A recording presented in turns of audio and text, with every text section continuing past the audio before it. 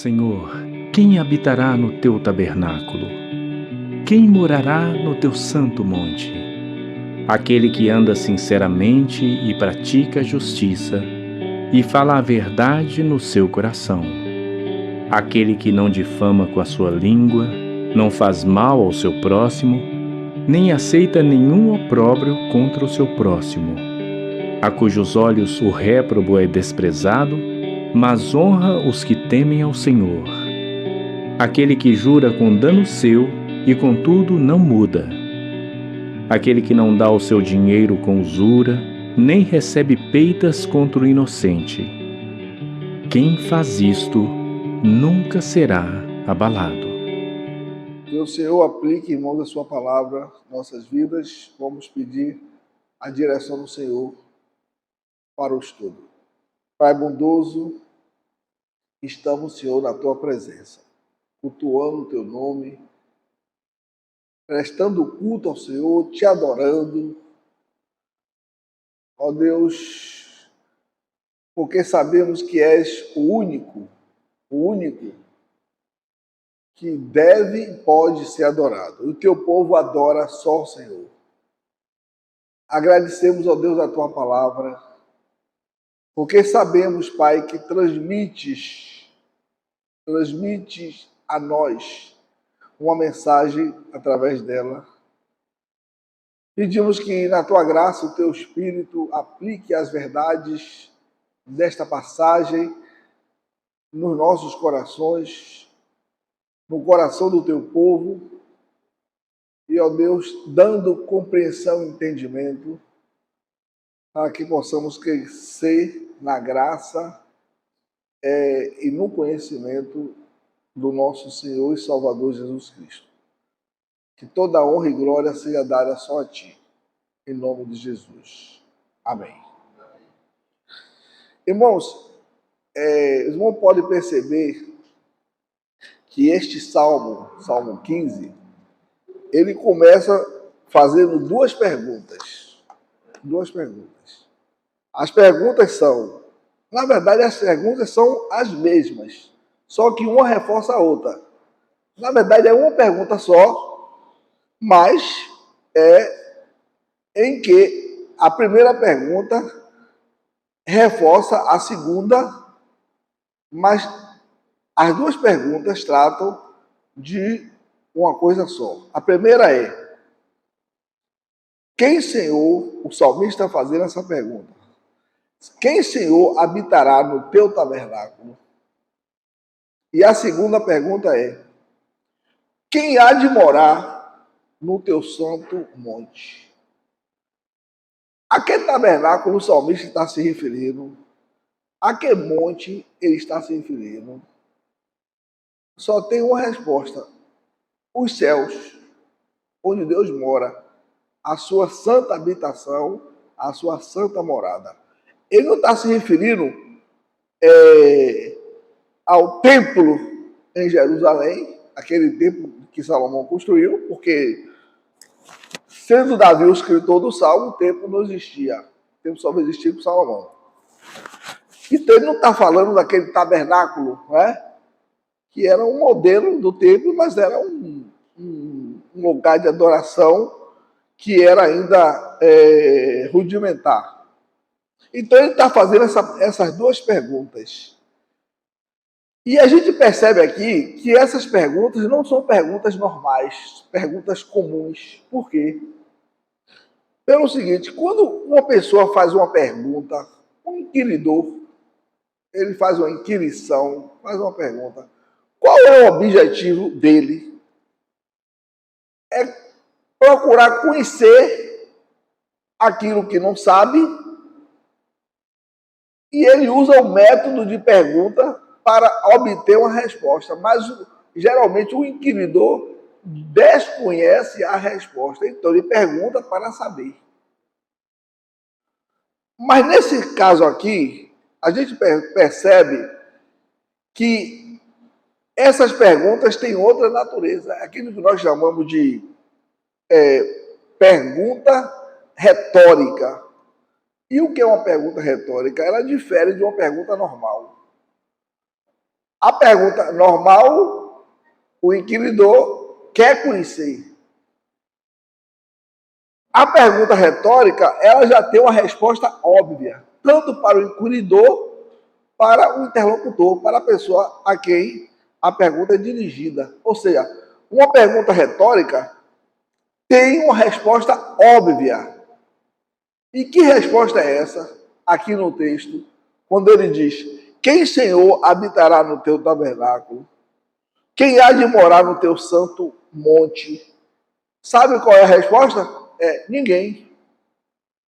Ou seja, não há entre os humanos, entre os mortais, os seres humanos nascidos de Adão e Eva, alguém que esteja qualificado para morar nessa morada de Deus, habitar nessa morada de Deus, no santo monte ou no seu tabernáculo. E para provar isso, ele começa a descrever ou responder as duas perguntas que são formuladas, mostrando o que Deus exige de uma pessoa que quer morar com ele, quer ir para o céu. E depois que nós analisarmos as respostas que são dadas aqui pelo próprio salmista, vocês vão notar que não se encontra na face da terra um homem nascido de homem e mulher, um ser humano nascido de homem e mulher que se enquadre dentro das condições necessárias para habitar no céu. Então ele começa a responder isso, fazer os 5 afirmações. O Salmo, ele faz 5 afirmações para dizer quem pode entrar no tabernáculo, quem pode morar no Santo Monte, quem pode morar com Deus. E qualquer pessoa que for honesta consigo mesma, ela vai dizer: eu não me enquadro aqui. Eu não estou qualificado. Então, a primeira condição: o que vive com integridade e pratica a justiça e de coração fala a verdade. 3 coisas: viver com integridade, pratica a justiça e de coração fala a verdade. Olha, eu estou te falando aqui, não é de uma pessoa que esporadicamente se encaixa nesse perfil. É alguém íntegro, é alguém justo, é alguém verdadeiro. Aqui é uma pessoa que procede assim o tempo todo, desde o momento do seu nascimento até o dia da sua morte. Ele é assim. É possível encontrar um homem na face da terra que tem esse estilo de vida, integridade, justiça e verdade nos padrões divinos. Não estou falando nos padrões humanos, não. Nos padrões divinos. Tudo analisado pelo padrão de Deus, pelo padrão da palavra de Deus. Então você já pode notar que para uma pessoa morar com Deus, habitar nesse tabernáculo, nesse santo monte, ela precisa ter essas qualidades e nenhum homem é assim. Basta analisar a última da primeira pergunta, da primeira resposta. E de coração fala a verdade. Eu lhe faço uma pergunta. Você alguma vez, na sua vida até aqui, na idade que você tem, você por acaso já mentiu? Ou nunca mentiu? Você sempre foi verdadeiro, de coração, porque o texto fala, de coração fala a verdade? Você vai chegar à conclusão, não. Quantas mentiras eu já disse? Você pega na Bíblia, qualquer ser humano, faz um estudo biográfico da vida dessa pessoa, você não encontra nenhum deles, ninguém que se enquadre nesse perfil. Em outras palavras, para uma pessoa morar com Deus, precisa ser perfeita. Precisa ser perfeita. E o ser humano não é. Vamos ver a segunda condição. O que não difama com sua língua, nem faz mal ao próximo. Em outras palavras, ama o próximo como a si mesmo.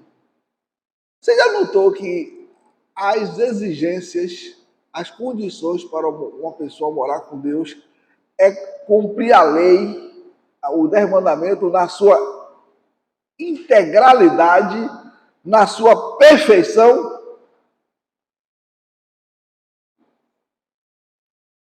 Olhe a condição: o que não difama com a sua língua, nem faz mal ao próximo,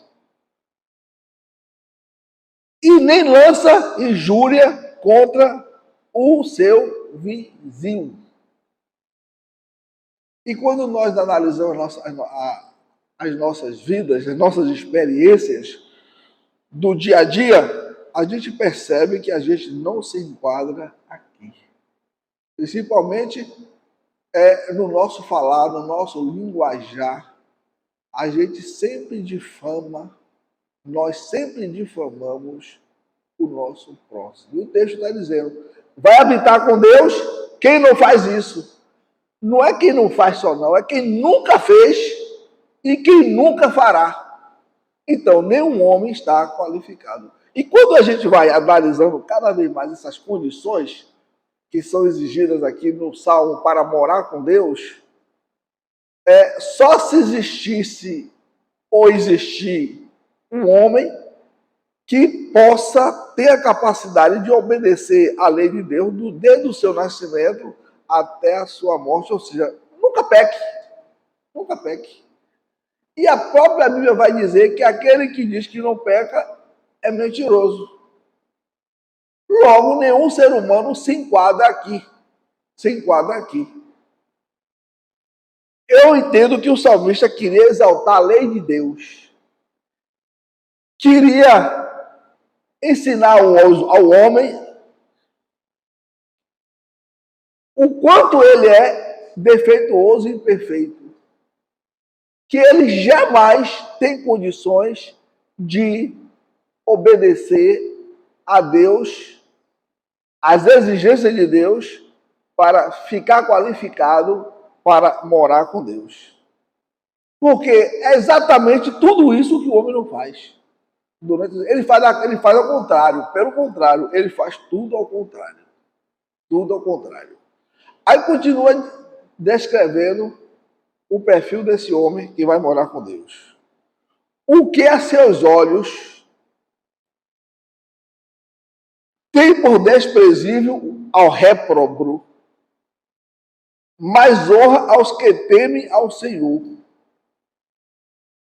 Ora, você note que não é só ser perfeito no aspecto positivo também, não, mas no aspecto negativo também.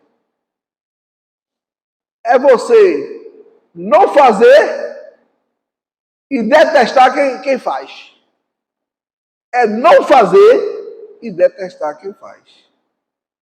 Quando não fazemos, geralmente nos omitimos em relação àquelas pessoas que fazem. Assim, não sou eu, não sou eu. Você pode notar aqui que o salmista está transmitindo uma mensagem dizendo que quer morar com Deus, quer viver com Deus, quer viver nos tabernáculos eternos, quer morar no Santo Monte, você precisa ser assim. E quando você se autoexamina, você não consegue se encaixar aqui. Outra coisa, outra condição que ele fala aqui. O que jura com dano próprio e não se retrata. Olha, como é que eu vou entender isso? O que jura com dano próprio e não se retrata. Olha, vamos dar um exemplo para nós compreendermos isso. Vamos supor que você empenha a sua palavra a uma pessoa. Você faz uma afirmação. Eu pretendo, vou fazer isso. Depois você percebe que foi traído pela sua própria palavra. Que se você for cumprir aquilo que você disse, você vai ser prejudicado. Prejudicado. Claro, aquilo que você prometeu não é nada errado, é uma coisa correta. Mas se você for cumprir, você vai sofrer dano. O que é que ele está dizendo? Por causa da sua integridade, por causa da sua retidão,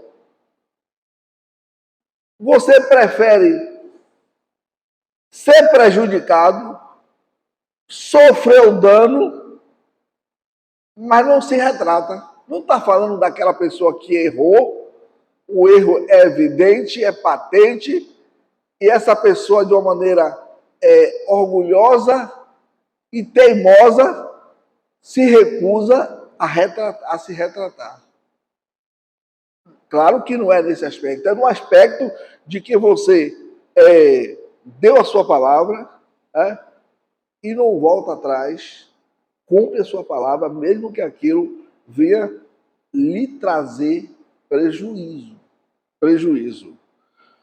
E ele continua dizendo assim, o que não empresta o seu dinheiro com usura, nem aceita suborno contra o inocente. Você não empresta, usura aqui é mais usado, essa expressão é usada para aquela pessoa que quer, aquele chamado agiota, é aquele que quer lucrar com empréstimo. Aí você, por exemplo, no mundo comercial, quando você tem uma dívida no cartão de crédito e tem um prazo para pagar e você não paga naquele prazo, deixa passar 1 mês, 2 meses, 3 meses, 4 meses e você vai ver essa dívida. Quanto é que os banqueiros, estou falando de pessoas que têm legalidade, quanto é que eles vão cobrar por aquele período de atraso? É justo? Nunca foi justo. Eles não cobram assim, como se fosse apenas a reposição do seu capital que você emprestou, mas que você não vai oferir lucro. Em outras palavras, a pessoa não procura tirar vantagem pessoal, não procura se enriquecer. No Velho Testamento, sabe como é que Deus ensinou? Quando um judeu emprestava dinheiro a um patrício, a um outro judeu, era proibido ele cobrar juros. A pessoa pode até dizer assim, mas naquela época não tinha inflação. Não sei se tinha ou não tinha. Naturalmente, o sistema monetário não estava bem desenvolvido como é hoje. Como é hoje. Mas o certo é que a Bíblia proibia que ao seu patrício, ao seu conterrâneo, a um judeu emprestar dinheiro a outro judeu e procurasse se enriquecer fruto do seu empréstimo. Ao estrangeiro, podia. Então você mostra aqui, irmãos, que a mensagem que está sendo transmitida é que é necessário uma vida íntegra se a pessoa quiser morar com Deus. Mas é uma integridade que o homem não tem. Não tem. E o salmista termina na sua análise do Salmo, dizendo assim, não aceita suborno contra o inocente. Ou seja, não faz injustiça de modo nenhum. Procede sempre de uma maneira correta. Mas é um proceder correto, de uma maneira correta, com imparcialidade, não olhando para quem quer que seja a pessoa que esteja envolvida. E é tudo que nós não fazemos. Nós temos uma tendência de proteger os nossos e com os outros nós não nos importamos. Você quer ver uma coisa? Você recebe uma notícia ruim, uma pessoa chegada a você, sua amiga, sofre algo terrível. Isso lhe traz sofrimento. Mas se essa pessoa não é do seu círculo, da sua amizade, aquilo não está lhe dizendo nada. Está dizendo nada. Você quer ver uma coisa aqui? Tem dois países aí em guerra. Se você tivesse um filho alistado no exército da Ucrânia e soubesse que ele está no campo de batalha, como é que você ficaria aqui? Mas centenas de pessoas estão morrendo lá. Como é que você está se sentindo? Não está atingindo você. Não está tocando você. Se tocasse você, você ficava apreensivo com aquela situação.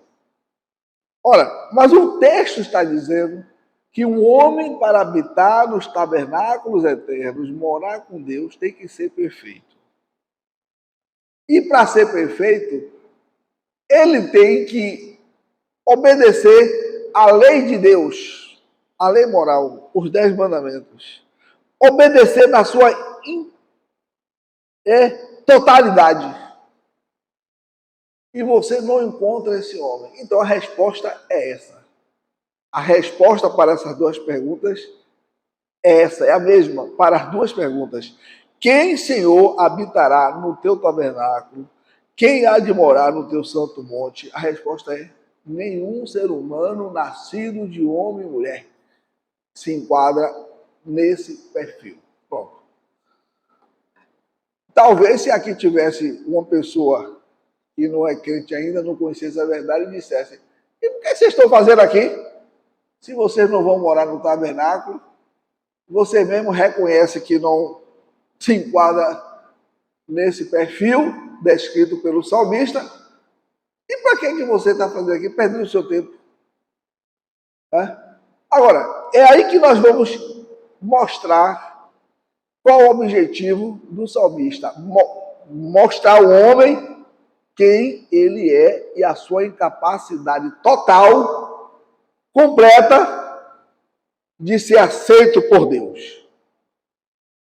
A sua falta de...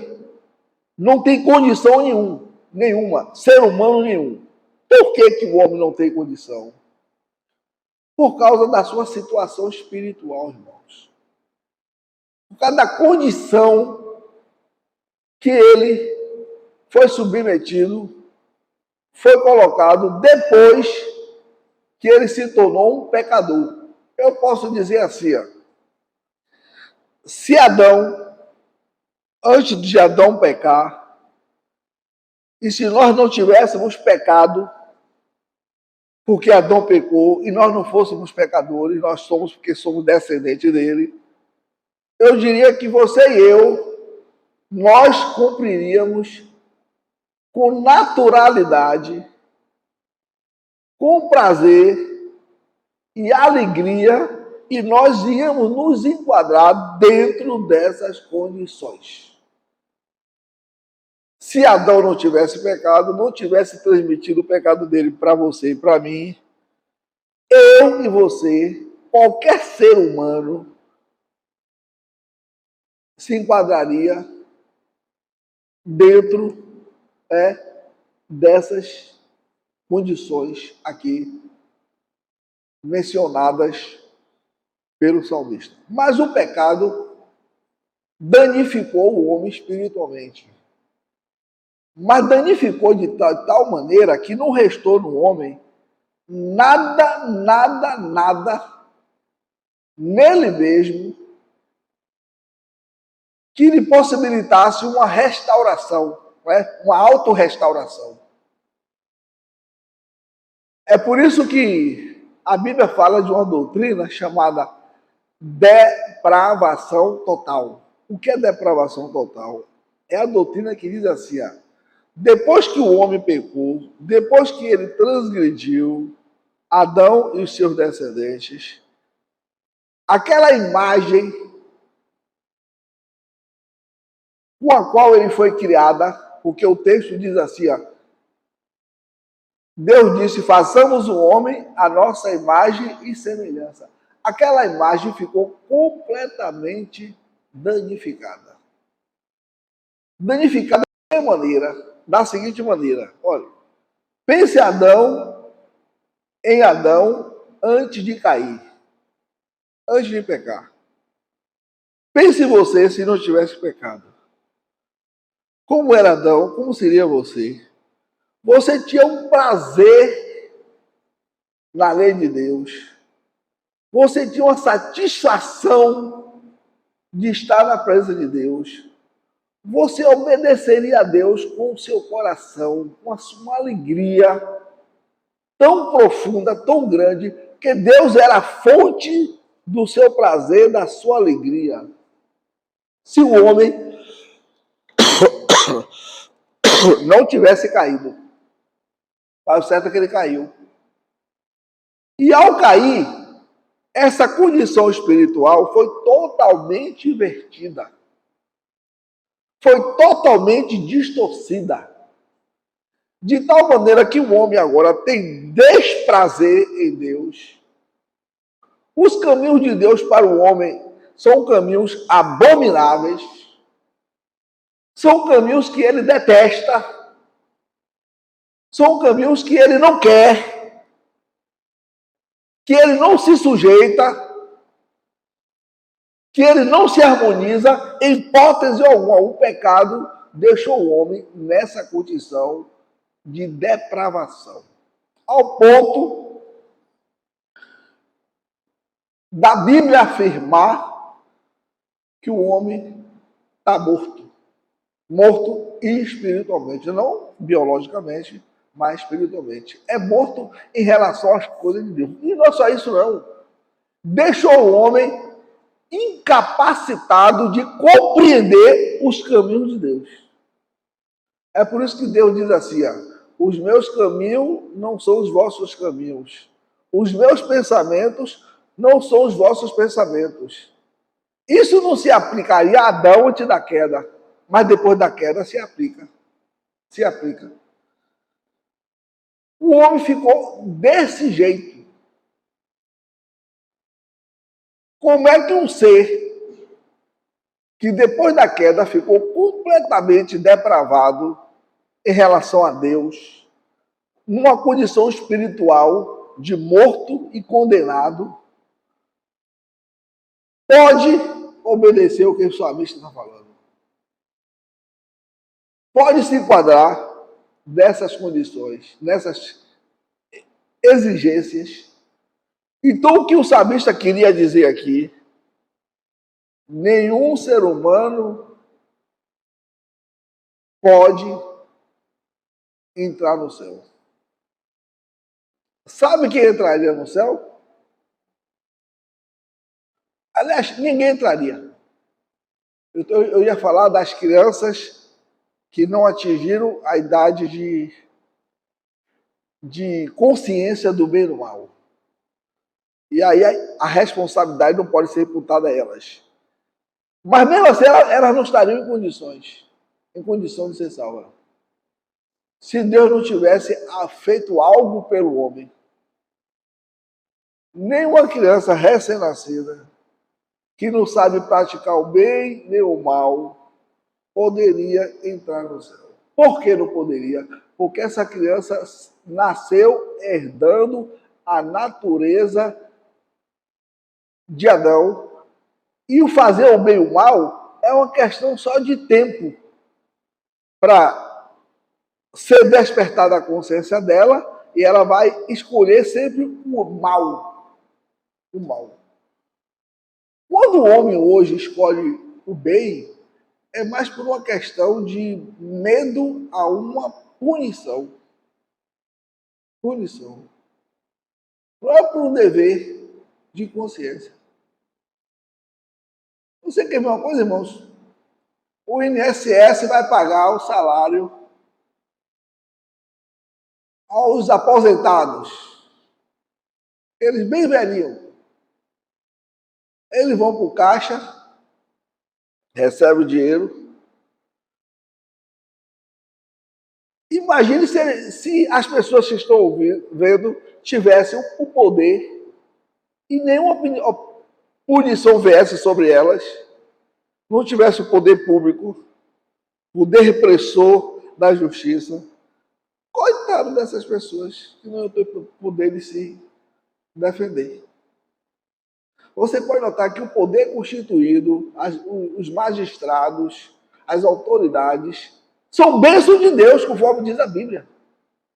Porque ainda existe direito que elas podem recorrer, não com perfeição. Mas o homem em si, ele está centralizado nele. A mensagem de hoje pela manhã, o texto que nós acabamos de ler, de 2 Timóteo, capítulo 3, descreve isso com muita clareza. Com muita clareza. E é por causa dessa condição que o homem não pode morar nos tabernáculos eternos, não pode morar com Deus. Olha, uma certa pessoa foi quase a ser assaltada. É uma pessoa chegada, né? Não vou citar o nome, não. Chegada. 2 rapazes na moto, com revólver, pediu, passa a bolsa, passa o celular. Aí, essa pessoa, na sua ingenuidade, olha o que é ingenuidade. Os ladrões disseram, passa a bolsa, passa o celular. Ela falou, não, eu lhe dou um dinheirinho. Ele dizia, tem dinheirinho, é? Passa o dinheirinho também. Pensando que vai comover ladrão.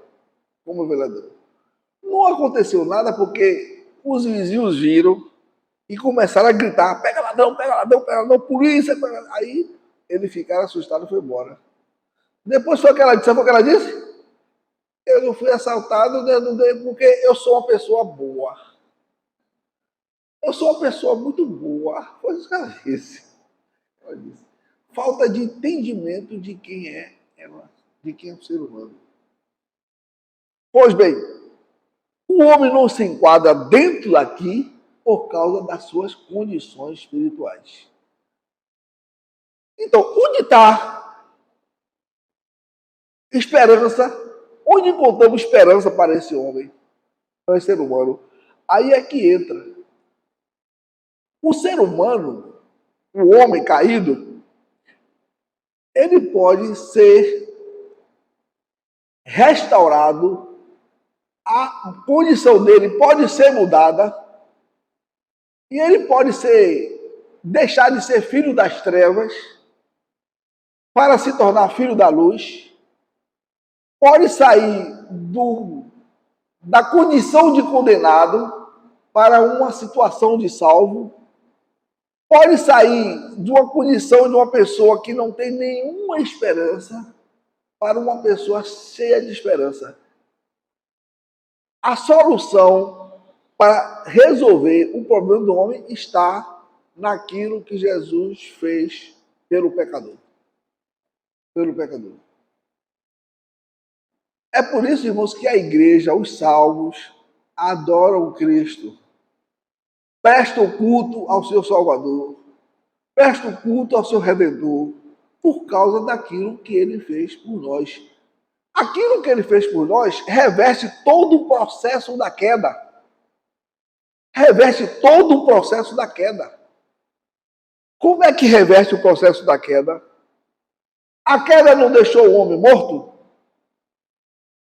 Deus vivifica pelo novo nascimento, pela regeneração. Toda pessoa vive espiritualmente. Muda as inclinações para Deus. O homem que destronava Deus agora coloca Deus no trono na sua vida. Deus agora é a sua esperança, é a sua certeza, é tudo para ele. Porque Deus reverteu o processo quando salvou essa pessoa. É claro que ele salvou pelo Evangelho. Então não existe salvação sem mudança. Se uma pessoa disser assim, eu creio em Cristo, e a vida não mudou, a pessoa não crê em Cristo. Não crê em Cristo. Se não houve mudança naquela vida, se o estilo de vida não alterou, não houve salvação na vida dessa pessoa, porque é o que a Bíblia diz. A Bíblia diz assim, se alguém está em Cristo, nova criatura é. Ou seja, essa mudança foi realizada na vida da pessoa salva. A partir daí, essa pessoa agora, não com perfeição, ela agora pode pensar nesse salmo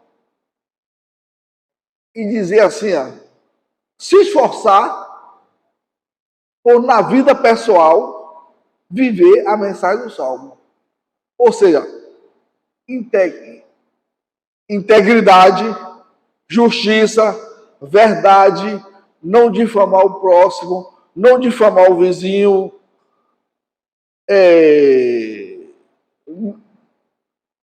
não procurar se vingar,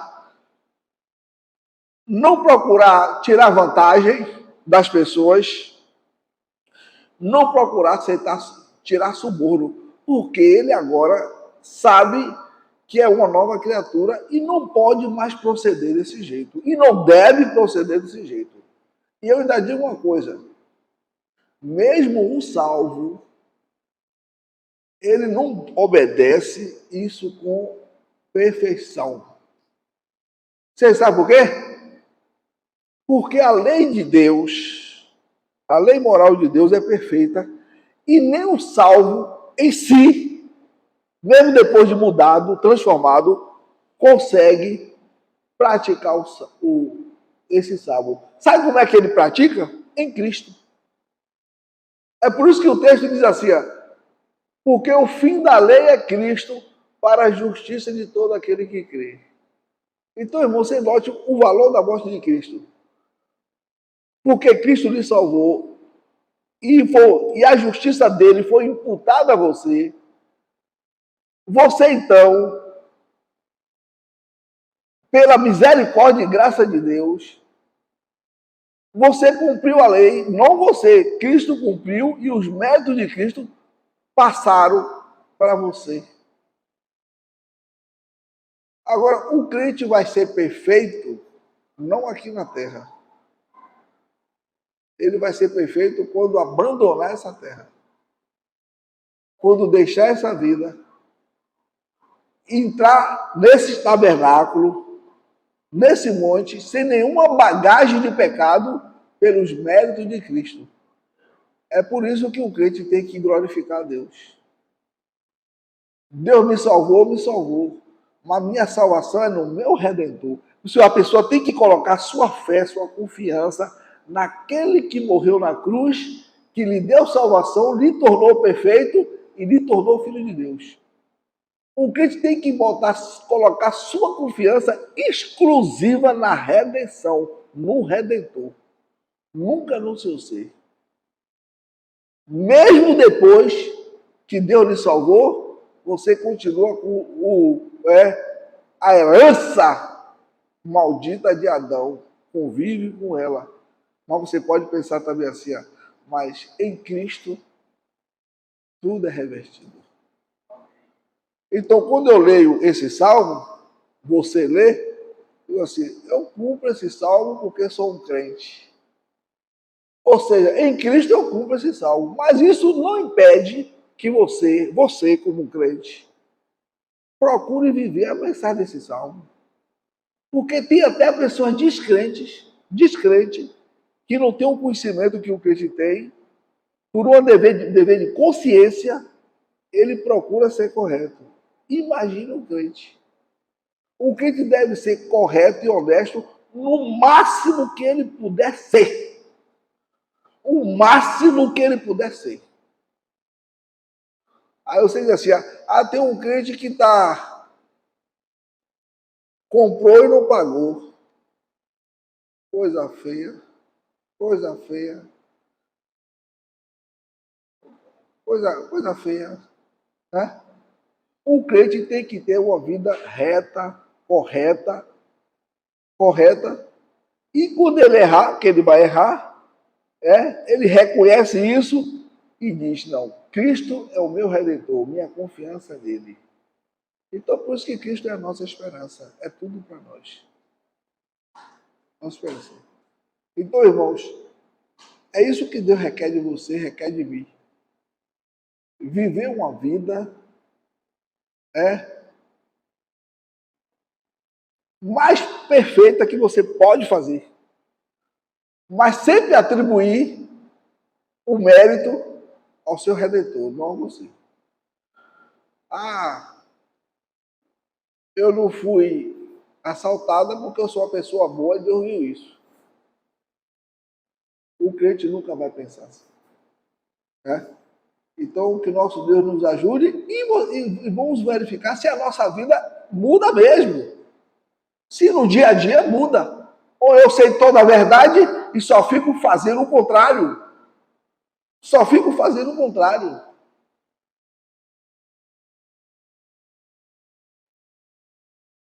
Que Deus possa nos ajudar a compreender essas verdades. Ajudar a compreender essas verdades e vivermos como filhos de Deus que somos. Amém?